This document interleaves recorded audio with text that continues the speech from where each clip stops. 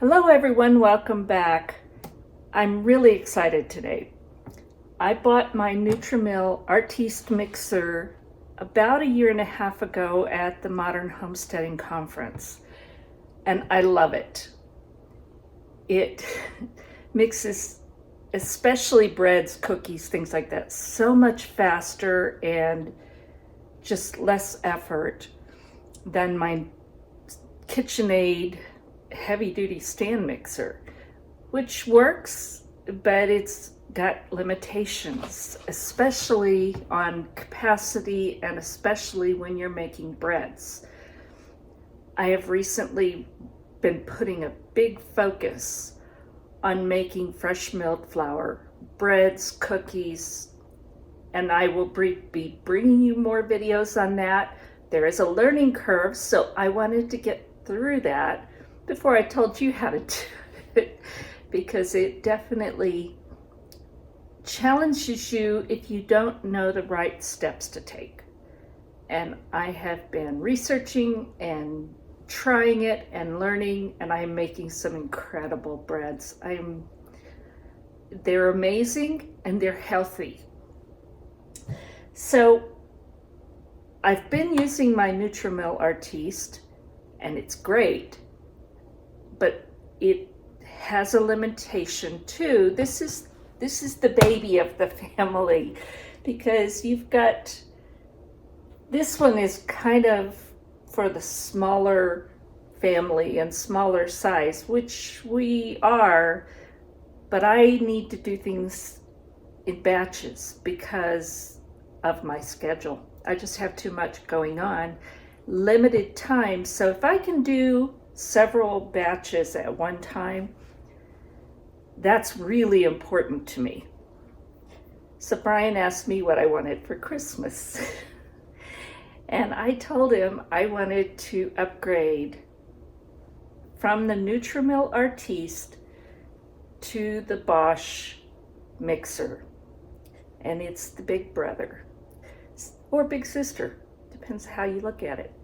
So I'm going to do an unboxing and we're going to look at the difference in these things, show you what they can do. The first thing I want to tell you is, even boxed up with everything, this weighs so much less than my KitchenAid mixer.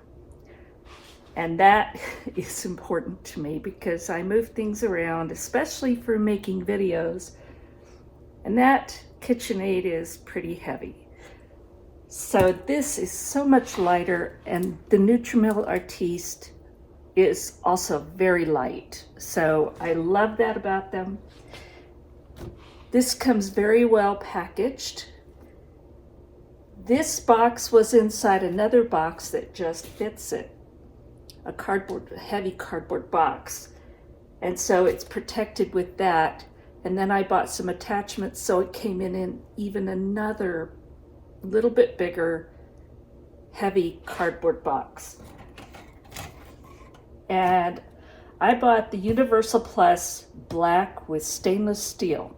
They included a dough hook extender for free, so it tells me that it was opened at the factory to insert that, and then they sealed it with this seal at the factory. So I'm glad they said that, because otherwise I might have thought somebody else had gotten into it. But I ordered this directly from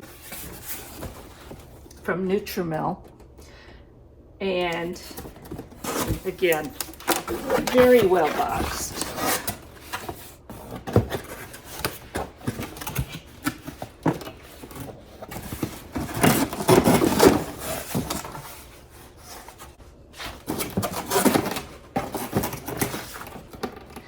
Quick start guide. I like these. This is the dough hook extender. This is the user's guide. There's warranty information. It's an important addition to the instruction manual.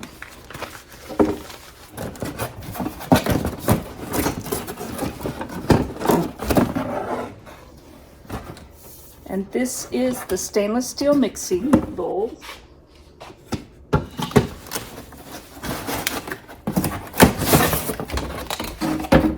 More cardboard. And now we get down to the mixer base.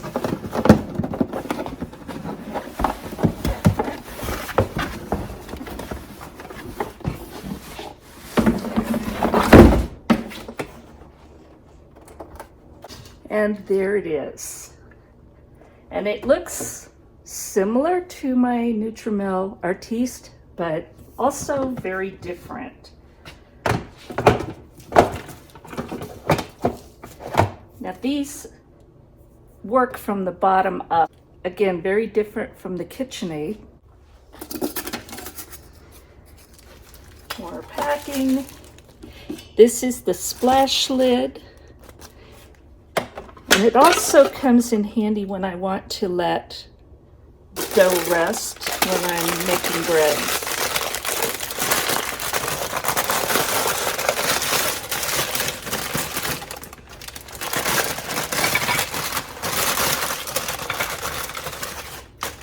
So these are the wire balloon whisks for mixing things, and they mount on this little piece that goes on the center.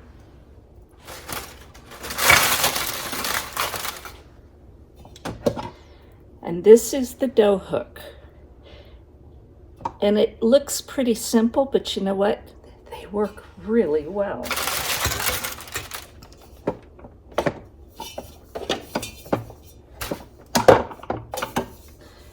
So there is the stainless steel bowl.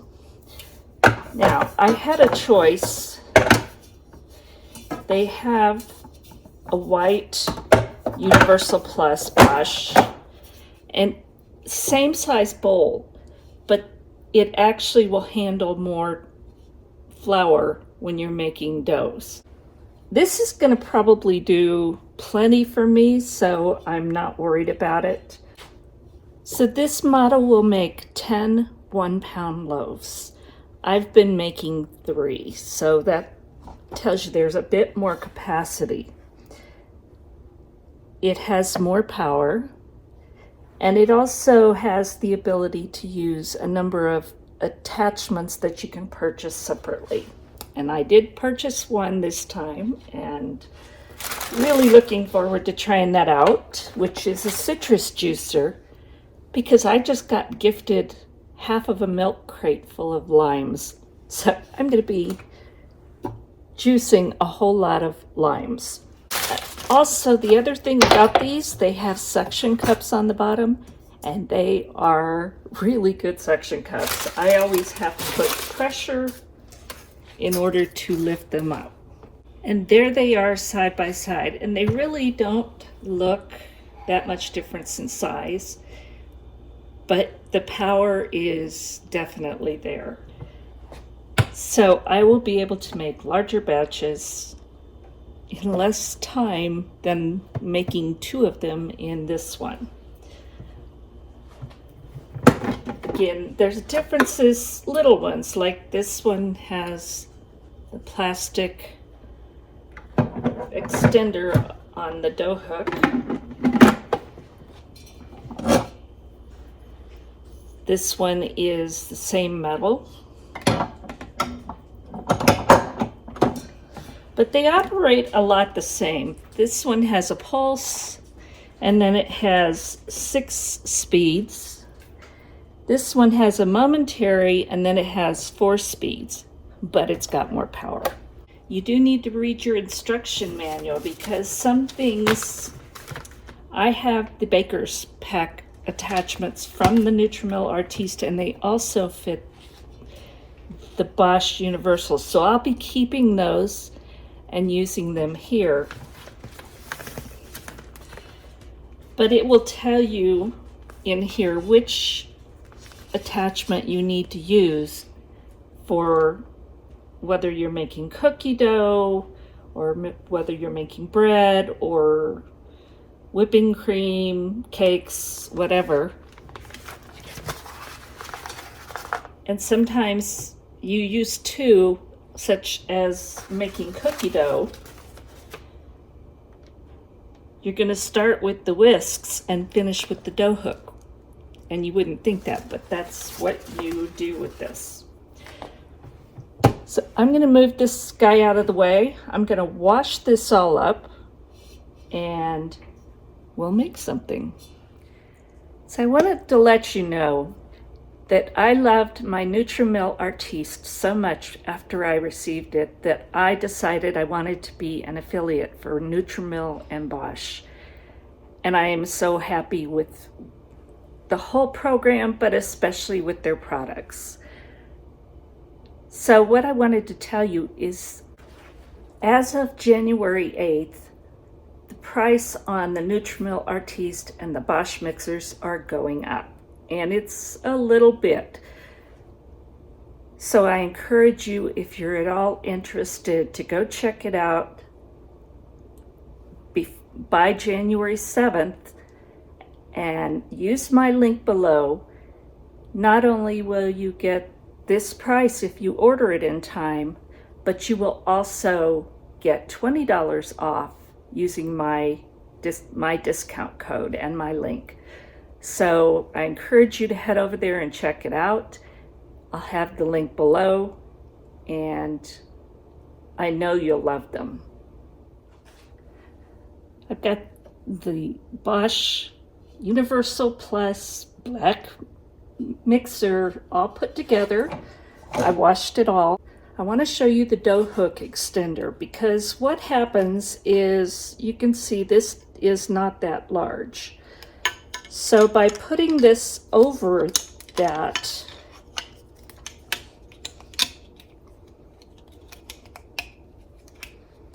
like that, this reaches all the way down into the bottom of the bowl. And that will keep the dough moving much better.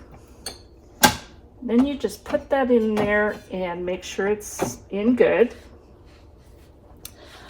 I'm going to be making Sue Becker's recipe for basic bread. I am going to change it some because it's a little too sweet for me. It makes a wonderful soft sandwich type bread and amazing hamburger buns. And I'm going to make both of those, so you'll see how it's done. I'm going to double the recipe because I used the single recipe in the Artiste, and I want to show you, this will actually, I believe, take 3 triple. I'm not going to make triple today. I'm going to make 2 and see how it comes out before I use that much of my ingredients. So I used a mixture for each recipe, and I'm going to tell you by recipe, and then you can double it if you want. You need about 4 to 4.5 cups of flour. So I ground 3 cups of wheat berries, and what I did is, this is 2 cups of white wheat, which has lots of protein and helps with gluten development. That helps it rise. And then I added 1 cup of spelt berries, and that gives it some protein and some gluten development, but it also gives it a really nice flavor. So that's the mixture I'm using. I've ground this all up. I'm going to show you how to make sure that this turns out nice and soft and flavorful. So to get started, I have 3 cups of very hot water out of the tap. Mine is well water. If you don't want to use your tap water, then you could use bottled, filtered, whatever. But I like to start it really hot. And I'm going to add 1/3 of a cup of olive oil. And it calls for 1/3 of a cup of honey. I'm using half of that. Again, I've doubled it, but that's the proportions I use. So 1/3 cup for the basic recipe. And you could use 1/3 of a cup of honey, but it's going to be fairly sweet, and I didn't really want it that sweet. So we're going to add that in, and I poured the honey right in with the olive oil. It just makes it a lot easier to get it out of the cup.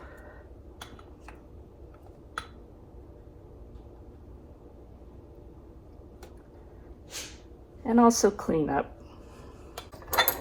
We're going to add 2 teaspoons of salt per recipe.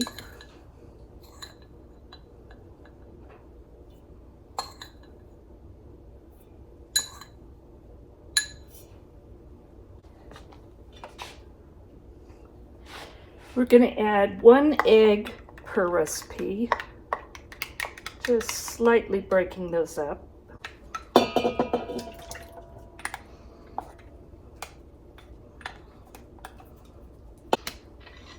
Now I'm going to add 2 tablespoons per recipe of sunflower lecithin. And this is going to help give it that soft sandwich bread texture.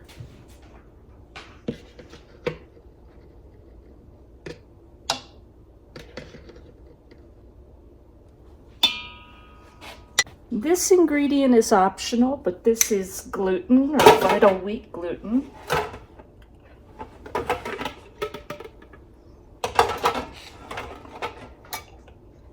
And I'm going to add 1 teaspoon per recipe.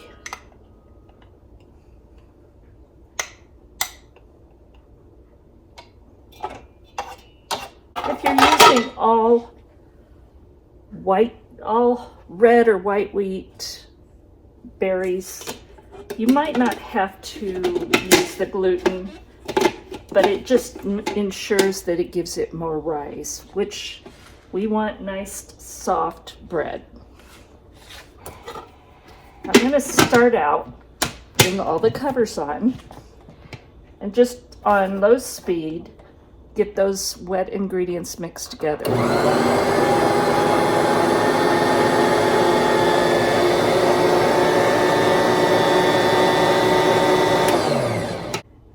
Now the recipe calls for 4 to 4.5 cups of whole wheat ground flour, and I'm going to put in most of the flour, but not all.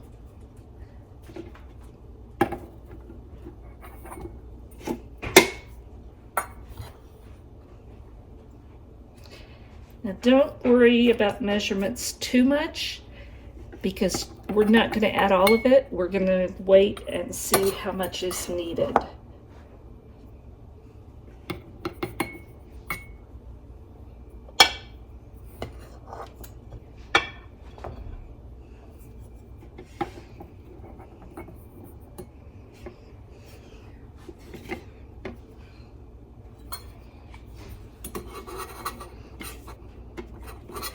And of course, I make a mess.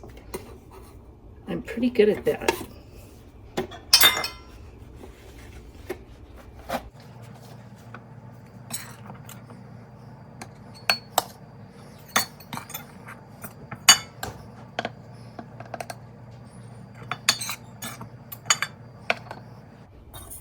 I have added about 6 to 6.5 cups. Again, I didn't measure closely. You don't have to.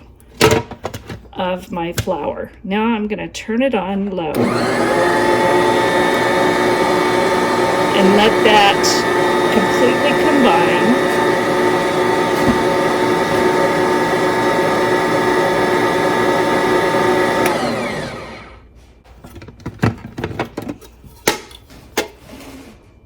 Take a look at it. It's pretty wet and heavy batter type right now. And I'm going to let this sit for 30 minutes to an hour. This is a special trick that's going to make your bread so much softer more likely that people that don't want whole wheat would eat it because it comes out to a really soft dough. What we're doing, we're putting together everything except for the yeast. And this is called autolyse. We're going to let this rest, and what it's going to do is all of the bran that is in this flour starts to absorb the excess moisture. That's why I'm not too worried about it right now. I am going to scrape it down.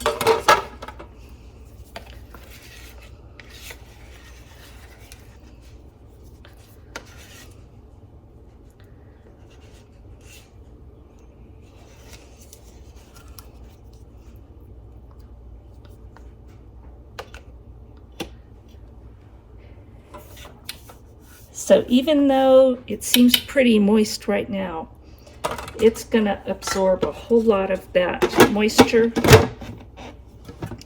And then after that point, we'll add the yeast and start kneading it, and we'll see how much more flour we actually need. By doing this also, you keep it from being a heavy, dense loaf. You get that nice, light, fluffy bread. I'm going to let this take a nap for 30 minutes to an hour. This has been about 45 minutes. And you can tell it's still pretty wet, but it looks more relaxed. So now we're going to add some flour and start kneading. First, we're going to add our yeast, and I'm using, says it's bread machine. This is actually not this brand. I just reused the jar. I think this is safety yeast. I think that's the one this is. And I just reuse the jar because I keep it in the refrigerator and it's more convenient. So for each batch of this bread, we're going to use 1 tablespoon of instant yeast. If you were to use active dry yeast, you would have had to done this with the water and the honey to activate it. Since we're not doing that, we'll use the instant and it'll do just great. We're just going to mix that together.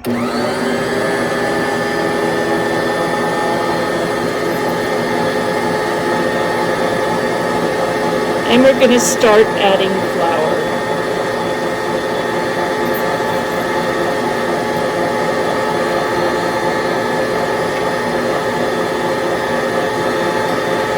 Now, I'm just going to let this run, and then we'll see if I need more.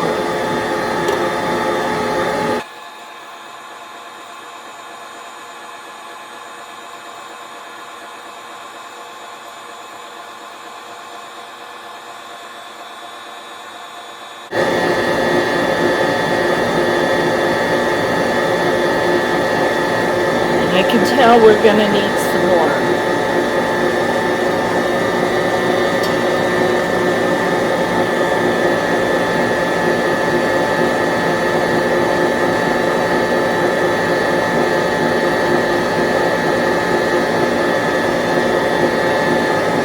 And I will say this is also so much quieter than my KitchenAid.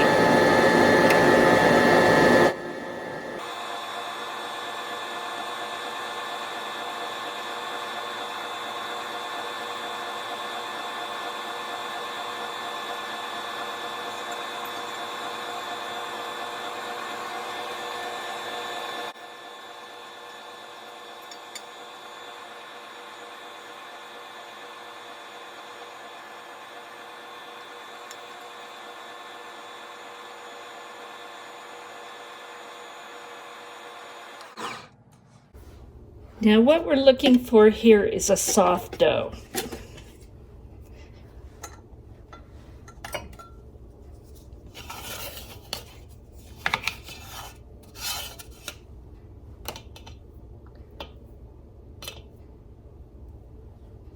I think just a tiny bit more flour.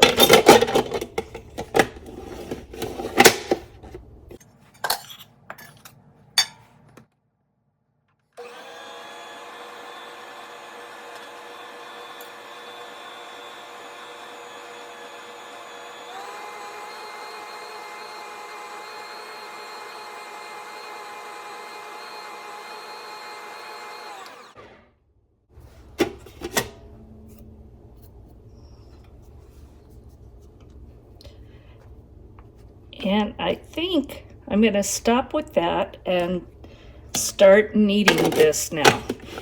Now you don't want to put the cover on, it'll keep it too warm and that will interfere with the rise later. So just leave that top cover off and let this run. It says about 8 minutes for double batch. We'll see how close. And I'm going to put it on 2.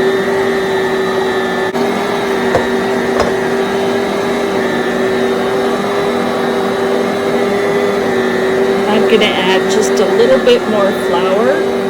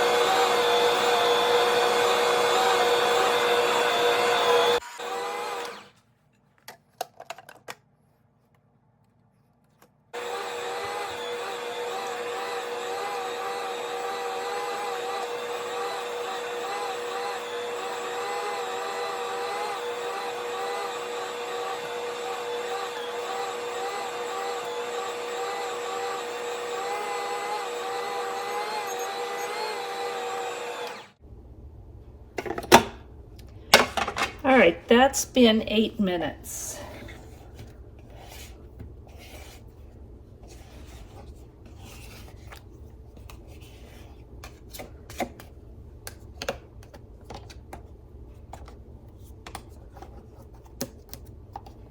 And it's definitely developed gluten structure. You can tell by how stretchy.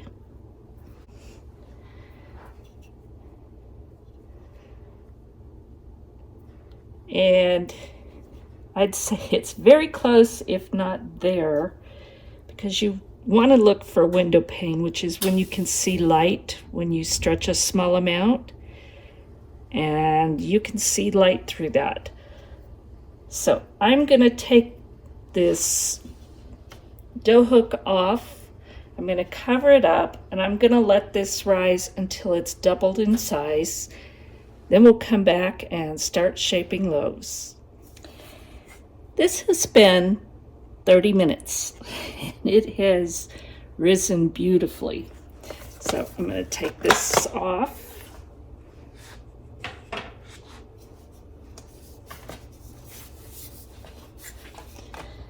And I've lightly floured my board.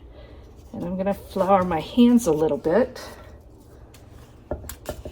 to get this thing out of here. Actually, I think I'm going to punch it down first.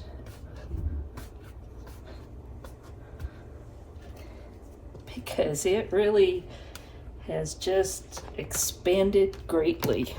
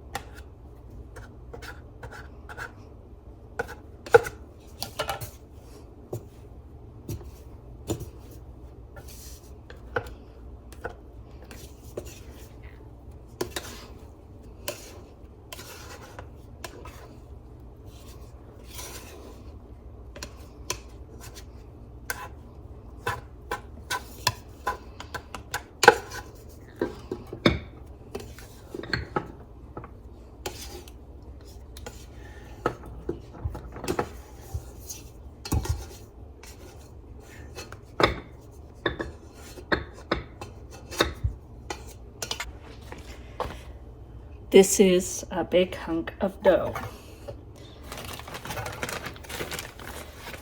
I have the board lightly floured. I'm going to lightly flour this so I can start to work with it.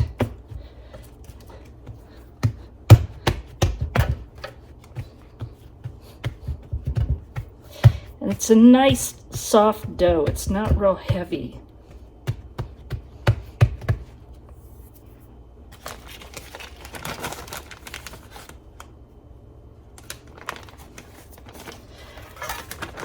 And this would make 4 8x4-inch loaf pans. Or you can make a combination of loaves and hamburger buns or rolls. And I'm going to make 2 loaves, and the rest I'm going to use for hamburger buns, because I made them last time and they were just so delicious. So I'm going to roughly divide this, and then I'm going to weigh them so that I have fairly close to equal portions. All right, I have them all within about 525 to 535 grams. So now I'm going to start shaping these into loaves. And I have already prepared my loaf pans. I just put some olive oil in there and brushed it around.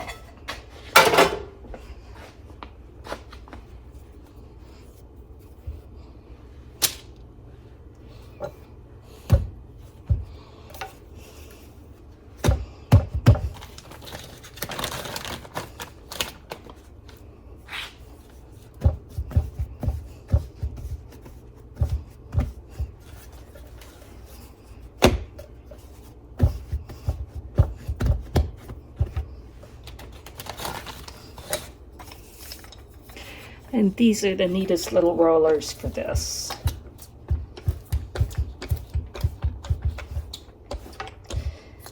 So not only will this help roll it out, it also removes the air bubbles that get trapped in there, the big ones. We want the little ones because that's what helps it to rise. And we want about 8 inches wide or so.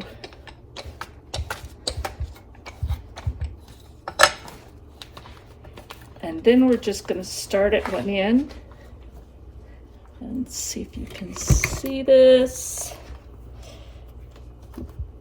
Pull and roll and tuck.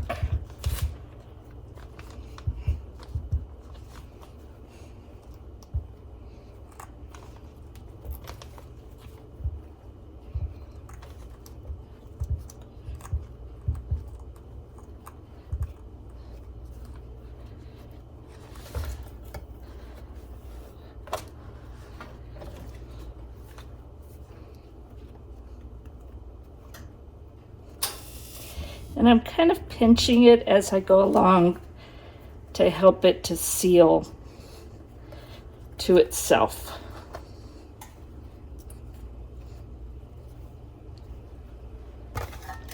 It's slightly sticking. I need some more flour. But this one's about done.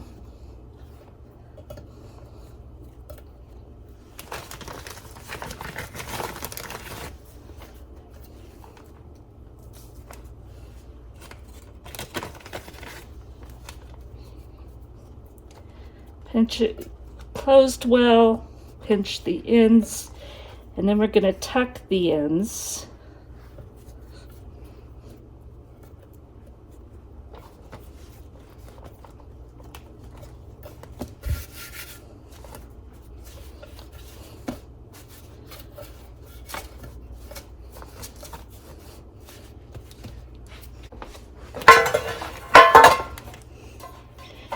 Going to put it in the loaf pan, seam side down.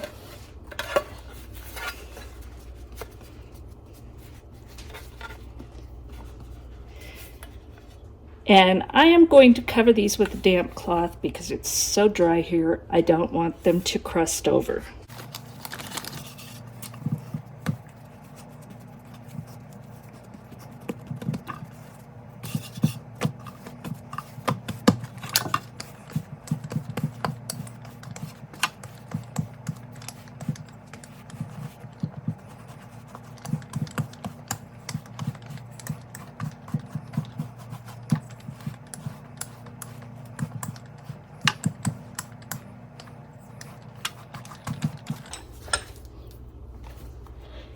And here goes the second loaf.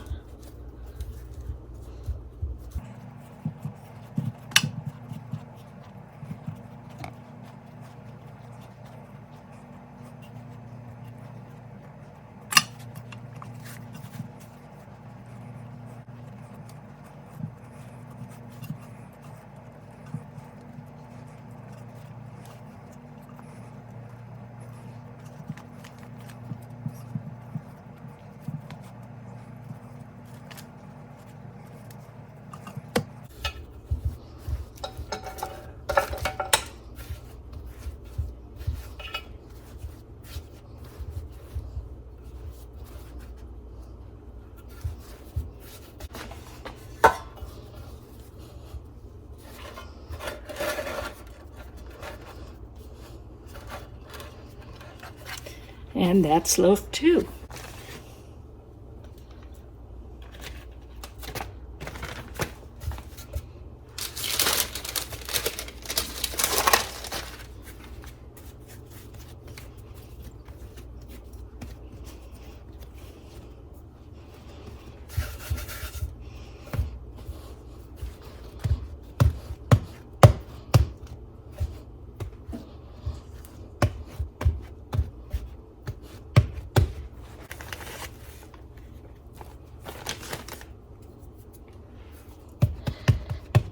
Now for the hamburger buns, I'm going to divide each of these into about 6.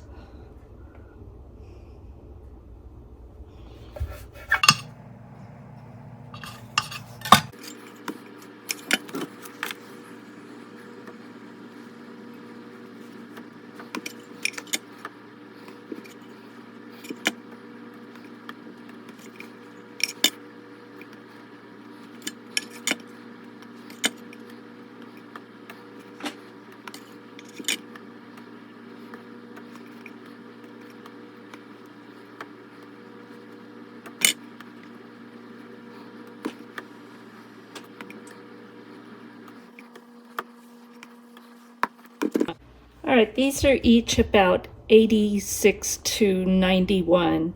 Close enough, so now I'm going to shape them into rolls. And I'm going to cover this guy up because it's already starting to get crusty in our dry air.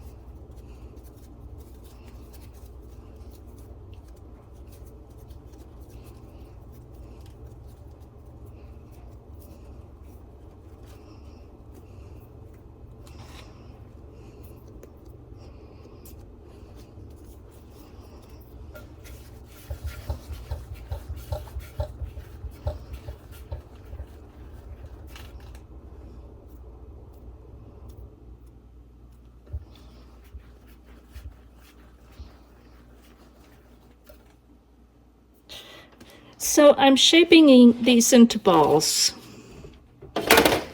and I'm going to freeze these. So what I'm doing is shape them in a ball and then slightly flatten them. And I'm going to freeze them before they rise again. That way, whenever we want hamburger buns, I just go take out what we need, let them thaw and rise, and then bake them. And we'll have fresh hamburger buns.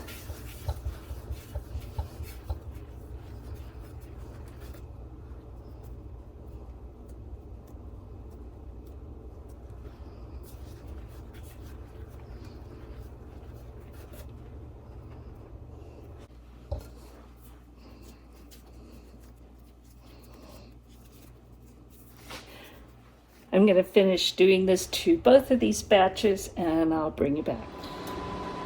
All right, I've got a dozen hamburger buns shaped. These are going to go in the freezer right now. And my loaves have just about doubled, so by the time I get these in the freezer, it'll be time to put these in the oven. These have doubled. I lightly brushed them with olive oil, that's optional. And I've preheated the oven to 350 degrees. I'm gonna bake these for 25 to 30 minutes until the internal temperature is around 190. They're out of the oven. They took 30 minutes to reach 190 degrees in the center of the loaf. That's the best way. You can guess, you can estimate, but when you're looking at this fresh bread right out of the oven, you really don't want it undercooked, so it's better to just go ahead and check the temperature. So these two came out beautifully, and one is going to a neighbor, and the other one we will enjoy for a few days. And this Bosch Universal blender, the black one with the stainless steel bowl, did wonderful. The dough did rise a bit on the center column, and I need to look and see why, but it didn't go down the center, so it was not a problem, and it was easy to clean, just as easy as the white Artiste. When this cools a little bit more, I'll take a slice and we'll give it a taste. It's that time. It's time to take a taste of this bread. And I'll tell you right now, it's soft. It doesn't feel dense. So let's cut into it and take a taste.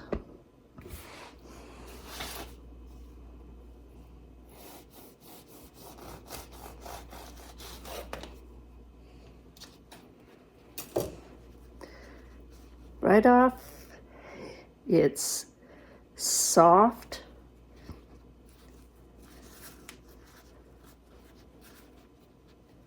It feels really good.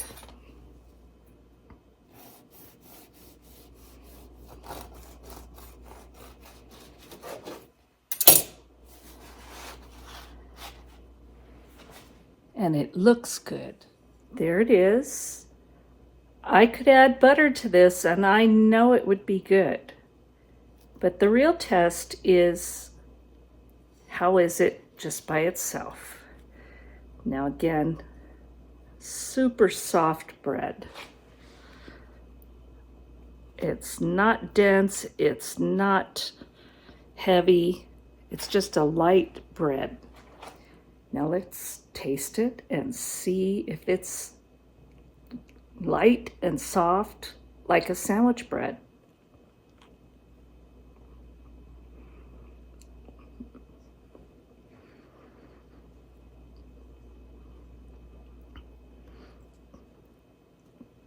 It's wonderful.